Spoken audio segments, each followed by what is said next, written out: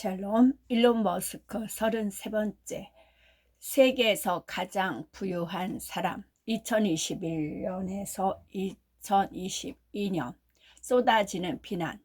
2020년 초 코로나19 확산과 더불어 25달러까지 떨어졌던 테슬라의 주가는 2021년 초에 10배 반등했다. 1월 7일 주가는 260달러를 기록했고, 그날 머스크는 순자산 1900억 달러로 제프 베조스를 제치고 세계에서 가장 부유한 사람이 되었다. 2018년 2월 테슬라가 최악의 생산 문제에 휘말린 가운데 테슬라 이사회와 맺은 기이한 보상 계획에 따라 머스크에게는 보장된 연봉이 없었다. 대신 그의 보상은 매출과 이익, 시장 가치에 관한 매우 공격적인 목표의 달성 여하에 따라 달라졌는데, 여기에는 테슬라의 시장 가치를 10배인 6,500억 달러로 상승시키는 목표도 포함되었다.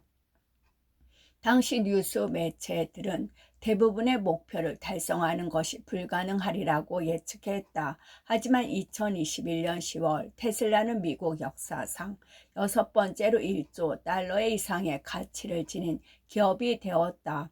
테슬라의 시장 가치는 토요타, 폭스바겐, 다임러, 포드, 제너럴 모터스 등 5대 경쟁사를 다 합친 것보다 컸다. 그리고 2022년 4월에는 전년 대비 82% 증가한 1,190억 달러의 매출에 50억 달러의 이익을 보고했다. 그 결과 2018년 보상 계획에 따른 머스크의 지급액은 약 560억 달러가 되었으며, 2022년 초 그의 순자산은 3,400억 달러로 증가했다. 머스크는 단지 엉망장자라는 이유로 자신을 공격하는 일부 대중에 분노했고, 열렬한 반자본주의자로서 얼마 전 남성에서 여성으로 성전환한 제나가 더 이상 그와 대화하지 않는다는 사실에 더욱 민감해졌다. 그는 자신의 재산을 화려한 생활 방식에 쓰지 않고 자신의 회사들에 효율적으로 투자할 경우 비난을 받지 않을 것이라 믿었기에 자신의 저택을 모두 팔았다. 그러나 그에 대한 비판은 사그러지지 않았다. 이번에는 연봉을 받지 않고 자신의 돈을 회사에 그대로 재투자함으로써 자본 이득을 취하지 않는 까닭에 세금도 거의 내지 않는다는 비판이 이어졌다. 2021년 11월 그는 자본 이득을 일부 실현하고 그에 대한 세금을 내기 위해 테슬라 주식을 일부 매각해야 하는지 알아보기 위해 트위터 투표를 실시했다. 투표에는 350만 명이 참여했고 58%가 찬성표를 던졌다. 2012년 부여받은 옵션이 만료될 예정이었기에 그는 이미 계획하고 있던 대로 이를 행사했고, 그 결과 역사상 가장 큰 금액의 단일 세금 청구서를 받아들고 110억 달러를 납부했다. 이는 그와 양숙 관계에 있는 증권거래위원회의 5년치 예산 전체를 충당할 수 있는 금액이었다. 엘리자베스 워런 상원의원은 2022년 말 이렇게 트윗을 날렸다. 불합리하게 조작된 세법을 바꿔 올해의 인물이 실제로 세금을 내도록 다른 모든 사람들의 식객으로 살지 못하도록 막아야 합니다. 머스크는 바로 반박 트윗을 날렸다. 2초만 눈을 뜨고 보면 내가 올해의 역사상 그 어떤 미국인보다 더 많은 세금을 낼 것이라는 사실을 깨달을 거예요. 한꺼번에 다 쓰지 마세요. 잠깐만, 벌써 썼나? 돈으로 살 수 없는 거. 돈으로 행복을 살 수 없다는 말이 사실이라면 이를 뒷받침하는 한 가지 측정점이 있다. 바로 돈을 가장 많이 가진 사람이 되었을 때 머스크의 기분이 어떠했느냐는 점이다. 2021년 가을, 머스크는 행복하지 않았다. 그는 10월에 킴버리 아내 크리스티아나를 위해 마련한 생일 파티에 참석하기 위해 멕시코의 가보산 루카스로 갔다. 그라임스가 DJ로 공연하며 파티를 진행하는 동안 그는 방에 들여박혀 주로 트로토피아 게임을 하며 시간을 보냈다. 우리는 인터랙티브, 조명이 비치는 정말 예술적인 공간에서 그라임스의 아름다운 음악에 맞춰 춤을 추면서 놀았습니다. 크리스티니아는 말한다. 저는 일론 덕분에 우리가 멋진 행운을 누리고 있다고 생각했지만 정작 그는 그 순간을 즐기지 못했습니다. 종종 그랬듯이 그의 급격한 기분 변화와 우울증은 복통으로 나타났다. 그는 구토를 하고 심한 속쓰림에 시달렸다. 어디 추천해 줄 만한 좋은 의사 없나요? 그는 가보산 루카스 방문을 짧게 끝내고 내게 문자를 보냈다. 유명하거나 진료소가 멋지거나 그러지 않아도 상관없어요. 그저 실력만 좋은 의사면 됩니다. 나는 그에게 괜찮은지 물었다. 그다지 괜찮지 않아요. 솔직히 말하면 아주 오랫동안 밤낮으로 있는 힘을 다해 일했는데 이제 그 대가를 치르나 봅니다. 주말 내내 너무 아팠어요. 그가 대답했다. 몇 주 후. 그는 마음을 더 열었다. 우리가 2시간 넘게 이야기를 나눴는데 대부분은 2021년에도 여전히 그를 괴롭히던 정신적, 육체적 상처에 관한 것이었다. 2007년부터 작년까지 쉼없이 고통의 연속이었지요. 머리에 총을 겨누어진 상태에서 테슬라를 돌아가게 하고 모자에서 토끼를 꺼내야 하고 모자에서 또 다른 토끼를 꺼내야 하는 상황이었어요. 토끼들은 줄줄이 공중으로 날려야 할 정도였지요. 다음 토끼가 나오지 않으면 죽는 거였으니까요. 큰 대가가 따를 수밖에 없지요. 항상 아드레날린 모드에서 생존을 위해 끊임없는 싸움을 벌이면서도 몸이 상하지 않을 수는 없었으니까요. 하지만 올해 내가 발견한 또 다른 사실이 있어요. 생존을 위한 싸움이 꽤 오랫동안 사람을 나아가게 만든다는 사실이지요. 더 이상 죽기 아니면 살기 모두에 있지 않으면 날마다 동기를 부여받는 것이 쉽지 않으니까요. 이것은 머스크가 자신에 대해 가질 수밖에 없는 필수적인 통찰이었다. 상황이 가장 위급할 때 그는 활력을 얻었다. 이는 남아공의 어린 시절부터 가졌던 바포의 심리, 즉 항상 적들에 둘러싸여 있다고 믿는 강박에 기인했다. 하지만 그는 죽기 아니면 살기 모두가 아닐 때는 불안감을 느꼈다. 좋아야 마땅할 시기가 오히려 그에게는 불안한 시기였다. 그 때문에 그는 서지를 발동하고 극적인 사건을 만들고 피할 수 있는 전투에 몸을 던지고 무리하게 새로운 것을 시도했다. 그의 추수감사절, 그의 어머니와 여동생이 그와 4명 큰 아이들 그리고 엑스 크라임스와 함께 명절을 쇠기 위해 오스틴으로 왔다. 사촌 2명과 아버지의 2번째 결혼으로 생긴 이보 여동생 2명도 함께했다. 일로는 외로움을 많이 탔기 때문에 우리와 함께 있어야 했어요. 메이는 말한다. 가족과 함께 있는 것을 좋아하니까요. 그렇게 해줘야지요. 아시잖아요. 일론이 얼마나 많은 스트레스를 받으면서 사는지. 다음날 데미안은 모두를 위해 파스타를 만들고 피아노 클래식 음악을 연주했다. 하지만 머스크는 스타쉽 랩터 엔진의 문제점에 집중하기로 마음먹었다.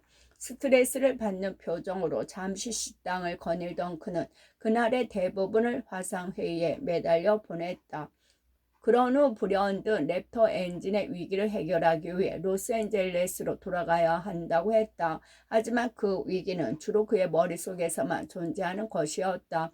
추수감사절 주말이었고 랩터 엔진은 최소한 1년은 더 있어야 준비될 것으로 예정되어 있었다. 지난주는 좋은 한 주였어요. 그는 내게 문자를 보냈다. 엄밀히 말하자면 금요일과 토요일에 로켓 공장에서 밤새도록 랩터 엔진의 문제 해결에 매달려야 하긴 했지만 그래도 좋은 한 주였어요. 매우 고통스럽지만 랩터 엔진의 제작에 모든 힘을 기울여야 해요. 설령 그것을 완전히 다시 설계해야 하는 상황일지라도 그래야 합니다. 68장 올해의 아버지 2021년 질리스의 쌍둥이 머스크가 2021년 추수감사절 가족 모임에 온전히 집중할 수 없었던 한 가지 이유는 바로 일주일 전에 그가 쌍둥이 남매의 아버지가 되었기 때문이다. 어쩌면 그래서 그는 차라리 랩터 엔진의 노즐과 밸브 문제에 신경 쓰기로 마음먹은 것이었는지도 모른다. 쌍둥이의 엄마는 2015년 그가 오픈AI에 영입한 영리한 눈빛에 AI 분야 투자자로서 뉴럴링크의 고위 임원 자리에 올라있던 시몬 질리스였다. 그녀는 그의 절친한 친구이자 지적 동반자, 때로는 게임 파트너가 되었다. 제 인생에서 가장 의미 있는 우정 관계 중 하나였습니다. 지금까지 중에서는 말이죠. 그녀는 말한다. 그를 만난 직후 제가 일론에게 그랬어요. 우리가 평생의 친구가 되면 좋겠다고요. 질리스는 실리콘밸리에 살면서 모리몬토에 있는 뉴럴링크 사무실에서 일했었지만 머스크가 오스틴으로 이사한 직후 오스틴으로 이주하여 그의 긴밀한 사교 클럽의 일원이 되었다. 글라임스는 그녀를 친구로 여겼고 때때로 몇몇 지인들과 데이트를 주선하려 애쓰기도 했다. 머스크와 그라임스가 가장 좋아하는 명절인 할로윈을 맞아 주최한 2020년 소규모 파티에도 질리스는 머스크의 활기찬 스페이스X 부관인 마크 준쿠서와 함께 참석했다. 그라임스와 질리스는 각각 머스크의 성격 중 상반되는 측면에 연결되었다. 그라임스는 거침없이 재미를 추구하면서 불같은 성격으로 머스크와 종종 싸움을 벌이고 머스크처럼 소란과 혼란에 이끌린다. 반면 질리스는 6년 동안 일론과 단 한 번도 싸운 적도 다툰 적도 없다고 말한다. 머스크 주변에서 이렇게 주장할 수 있는 사람은 거의 없다. 두 사람은 조용히 지적인 방식으로 대화한다. 질리스는 자신의 선택에 따라 비혼주의로 살기로 결정했다. 하지만 그녀는 모성 충동이 너무 강했다고 말한다. 그녀의 모성 충동은 사람들이 아이를 많이 낳는 것이 얼마나 중요한지에 대한 머스크의 설계에 더욱 자극을 받았다. 그는 출산율 감소가 인간 의식의 장기적인 생존의 위협이 될 수 있다고 우려했다. 사람들에게 아이를 낳는 것이 일종의 사회적 의무라는 생각을 되살려야 합니다. 그는 2014년 한 인터뷰에서 이렇게 말했다. 그렇지 않으면 문명은 그저 사라지고 말 겁니다. 애틀랜타에서 활동하며 로맨스 영화 제작자로 성공한 그의 중직한 여동생 토스카는 결혼한 적이 없었다. 일련은 동생에게 아이를 가질 것을 권유했고 동생이 동의하자 병원을 찾고 명의 정자 기증자를 고르는 것을 도왔으며 시술 비용까지 지불해 주었다. 질리스는 말한다. 일론은 똑똑한 사람들이 아이를 갖기를 원했고 그래서 저에게 아이를 갖도록 권했습니다. 질리스가 준비가 되었다고 알리자 그는 자신이 정작 기증자가 되게 해달라고 그래서 유전적으로 자신의 아이가 될 수 있도록 해달라고 제안했다. 질리스는 그 제안에 관심이 갔다. 익명의 기증자에게서 정자를 받는 것 그리고 제가 세상에서 가장 존경하는 사람에게서 정자를 받는 것 둘 중에 하나를 선택해야 하는 것이라면 저에게는 아주 쉬운 결정이었어요. 그녀는 말한다. 제 아이에게 이보다 더 나은 유전자를 물려줄 수 있을 것 같지도 않았고요. 또 다른 장점도 있었다. 그를 매우 행복하게 해줄 수 있을 것 같았어요. 그들이 쌍둥이는 제외 수정으로 잉태되었다. 뉴럴링크 개인 소유의 회사이기 때문에 사내의 연애 관계와 관련하여 진화를 거듭하는 규칙이 어떻게 적용되는지는 불분명하다. 어쨌든 당시에는 질리스가 생물학적 아버지가 누구인지 사람들에게 밝히지 않았기 때문에 문제가 되진 않았다. 그의 10월 어느 날 머스크와 다른 뉴럴링크 고위 임원들은 질리스의 안내에 따라 오스틴의 건설 중인 새 시설을 둘러보았다. 그 시설에서 테슬라 기가 텍사스 공장 근처의 스트림몰에 있는 사무실과 실험실 그리고 칩 이식 실험에 사용되는 돼지와 양을 기르는 인근의 축사 등이 포함되었다. 그녀는 쌍둥이를 임신한 터에 눈어띄게 배가 부른 상태였지만 그 누구도 그 쌍둥이가 머스크의 아이라는 사실을 알지 못했다. 나중에 나는 그 사실이 그녀를 어색하게 만들진 않았는지 물었다. 아니요. 그녀가 답했다. 엄마가 된다는 사실이 너무 신났을 뿐이에요. 질리스는 임신 말기에 합병증이 생겨 병원에 입원했다. 쌍둥이는 질주 조산으로 태어났지만 건강한 상태였다. 출생 증명서에는 머스크가 아버지로 게재되었지만 남자아이는 스트라이더 세카르 시리우스, 여자아이는 에너 아스트라 앨리스라는 이름의 질리스의 성을 사용했다. 그녀는 머스크가 아이들의 양육에 크게 관여하지 않을 것이라고 생각했다. 저는 그가 그저 대부와 같은 역할을 할 것이라고 생각했습니다. 질리스는 말한다. 워낙 하는 일이 많은 사람이잖아요. 하지만 머스크는 감정적으로 산만하긴 했지만 쌍둥이들과 많은 시간을 함께 보내며 유대감을 형성했다. 적어도 일주일에 한 번은 질리스의 집에 머물면서 아이들에게 밥을 먹이고 함께 바닥에 앉아 놀아주곤 했다. 그리고 그럴 때면 늦은 저녁 시간에 그 집 바닥에 노트북을 켜놓고 랩터 엔진이나 스타쉽, 테슬라 오토파일럿 등에 대한 화상회의를 진행했다. 그는 성격상 보통의 아빠들만큼 다정다감하지는 않았다. 그는 생리적으로 정서가 조금 다른 사람이기 때문에 할 수 없는 어떤 일들이 있습니다. 질리스는 말한다. 하지만 그가 들어서면 애들이 환한 얼굴로 눈을 반짝이면서 그만 바라보니까 그도 덩달아 밝아집니다. 베이비 Y. 관계가 원만하지 않은 시기를 겪고 있었지만 글라임스와 머스크는 X의 공동 부모로서 즐거운 시간을 보내고 있었기 때문에 또 다른 아기를 갖기로 결정했다. 일론에게 딸을 안겨주고 싶은 마음이 아주 컸어요. 글라임스의 말이다. 그녀가 첫 임신에서 너무 고생한 데다가 몸이 매우 마른 편이라 합병증이 걸리기 쉬웠기에 둘은 대리모를 이용하기로 결정했다. 그 결과 뉴에이지풍의 프랑스 익살 극에나 나올 법한 사실일성 쉽지도 않고 잠재적으로 매우 어색하기도 한 상황이 벌어졌다. 질리스가 임신 합병증으로 오스틴 병원에 입원했을 때 머스크와 그라임스가 비밀리에 시험관으로 수정한 어린 아이를 품고 있는 대리모도 같은 병원에 입원해 있었다. 대리모의 임신에 문제가 발생해서 그라임스도 대리모와 함께 병원에 머물렀다.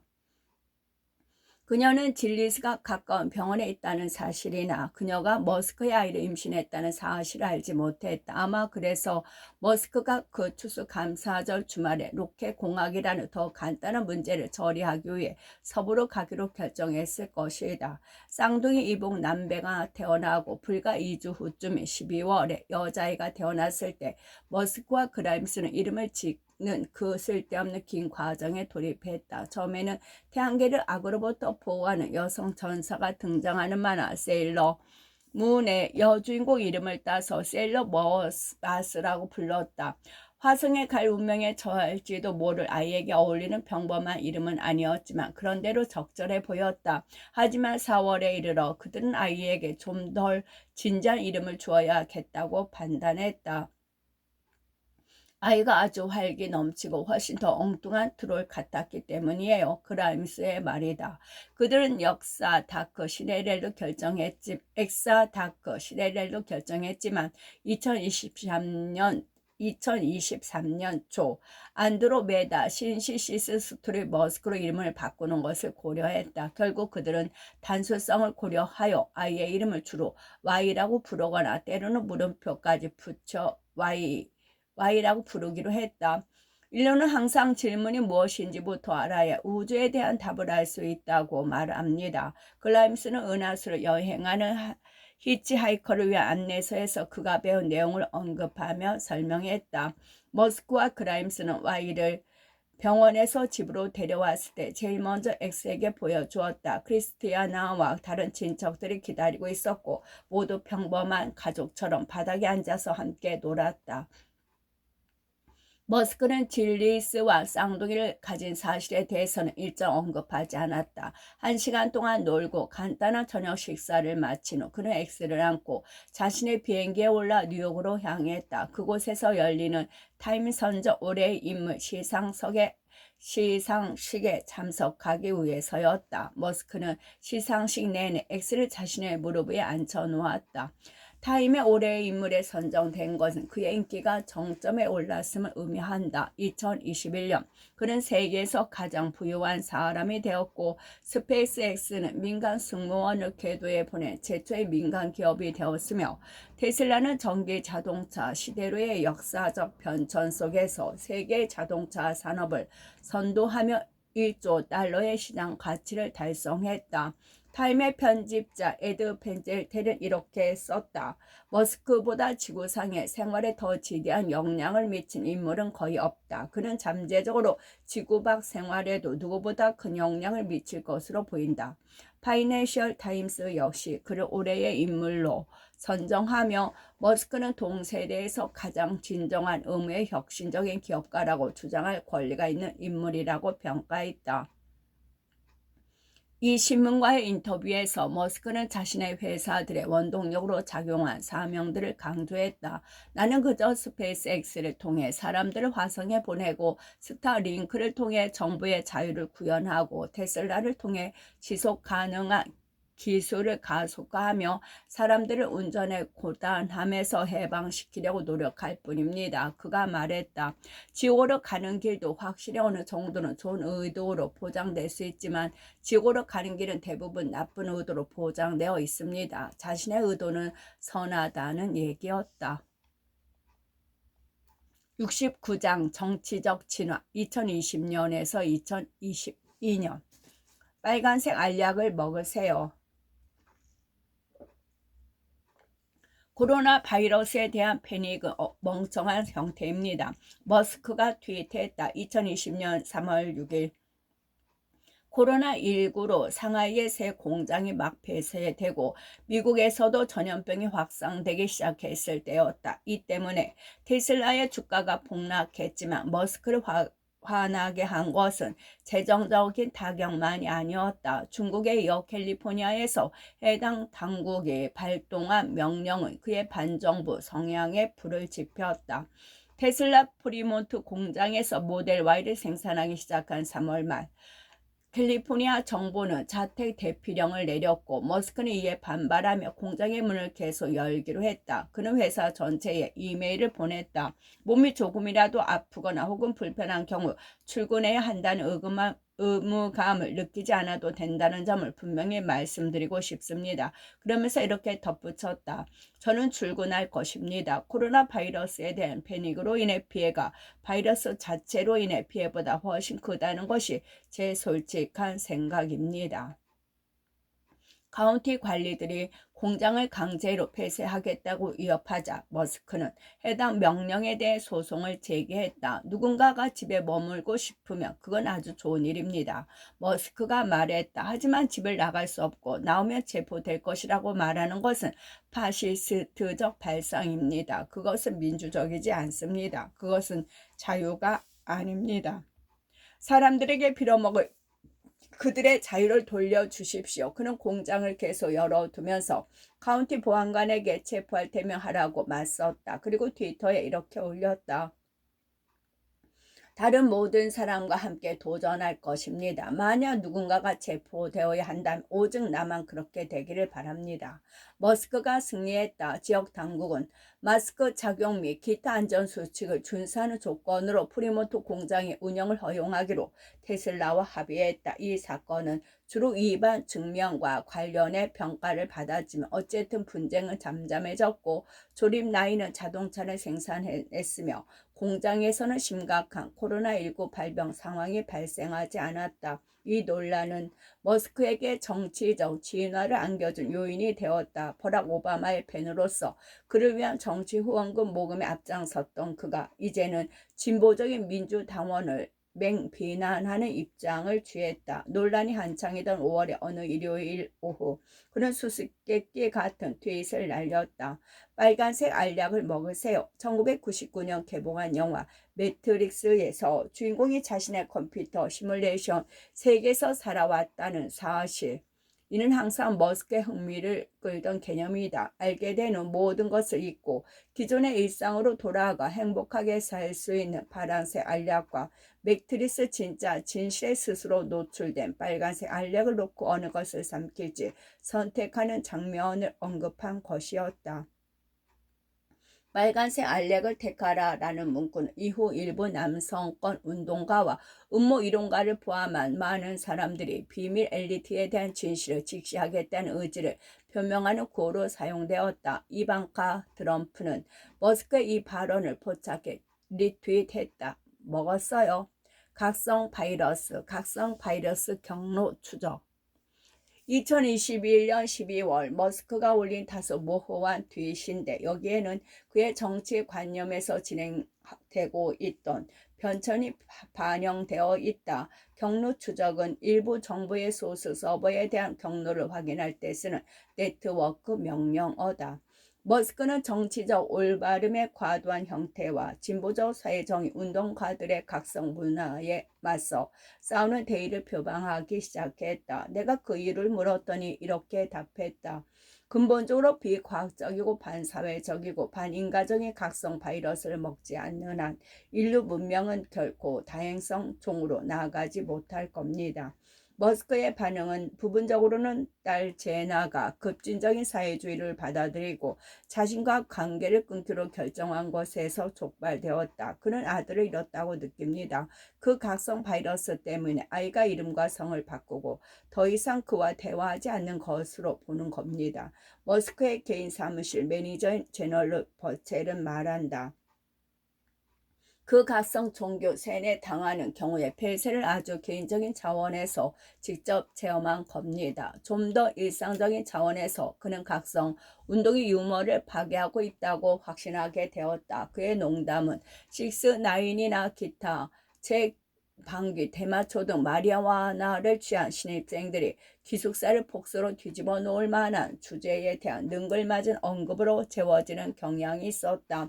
풍자기사 사이트 디 어니언의 팬이었던 그는 2021년 말 기독교 성향의 보수 사이트인 바빌론 B로 선호 사이트를 바꾸고 인터뷰를 했다. 각성주의는 코미디어를 불법으로 만들고 싶어 하는데 올바른 형태가 아니지요. 그가 주장했다.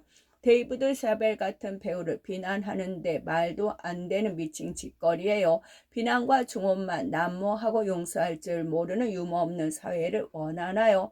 각성주의의 핵심은 분열과 배타 증오입니다. 그것은 비열한 사람들에게 거짓 미덕으로 무장한 채 야비하고 잔인해질 수 있는 방패를 제공합니다. 2022년 5월 머스크는 비즈니스 인사이더로부터 전화를 받았다. 해당 매체는 그가 자신의 개인 제트기에 탑승한 승무원에게 몸을 드러내놓고 숨을 요청했다는 기사를 곧 게재할 예정이었다. 기사에 따르면 그는 그 대가로 말을 좋아하는 승무원에게 조랑말을 한 마리 사주겠다고 했다는 것이다. 머스크는 그러한 주장을 부인하며 자신의 전용기에는 승무원이 없다고 언급했지만 테슬라에서 2018년 이 여성에게 25만 달러의 퇴직금을 지불한 내용이 문서로 남아 있었다. 이 이야기가 보도되자 회사 주가는 10% 하락했고 머스크의 정치적 분노는 더욱 거세어졌다. 그는 이 이야기가 각성주의 활동가이자 극좌파 민주당원이 여성의 친구에 의해 유출되었다고 믿었다. 머스크는 이 이야기가 곧 보도될 것이라는 소식을 듣자마자 그것을 정치적 맥락에 투영하는 트윗으로 사전 방어막을 치려고 애썼다. 과거에는 민주당원들이 대부분 다정했기 때문에 민주당에 투표했습니다. 하지만 그들은 분열과 증오의 정당이 되었고 이 때문에 더 이상 그들을 지지할 수 없으며 앞으로 공화당에 투표할 것입니다. 이제 저에 대한 그들의 더러운 속임수 캠페인이 펼쳐지는 것을 지켜보시기 바랍니다. 그는 이어서 브라질의 우표 포플리우스 대통령이 자르 보소나루를 만나기 위해 비행기에 올라 브라질로 향했다. 그의 정치적 변화를 드러내는 또 하나의 행보였다. 그는 비행기가 이륙하자마자 또 다른 트윗을 날렸다. 저에 대한 공격은 정치적 렌즈를 통해 봐야 합니다. 이것이 그들의 비열한 표준 플레이북이지만 좋은 미래와 언론의 자유에 대한 권리를 위해 싸우는 저를 막을 수 있을 것은 없습니다. 다음날 그 이야기를 우려했던 것만큼 폭발적이지 않자 머스크는 다시 밝은 모드로 돌아섰다. 드디어 일론 게이트라는 스캔들 이름이 생겨났습니다. 완벽한 것 같습니다. 그는 트윗했다. 그리고 유튜브의 공동 창업자인 체드 헐리가 일론의 말 때문에 야단 법석이 났다는 식으로 농담을 날리자 머스크는 곧바로 답을 올렸다. 안녕하세요, 체드. 좋아요. 당신도 바이든과의 만남, 그렇게 각성 운동에 대한 염려가 높아지면서 머스크 선호 정당이 바뀌었다. 그가 말했다.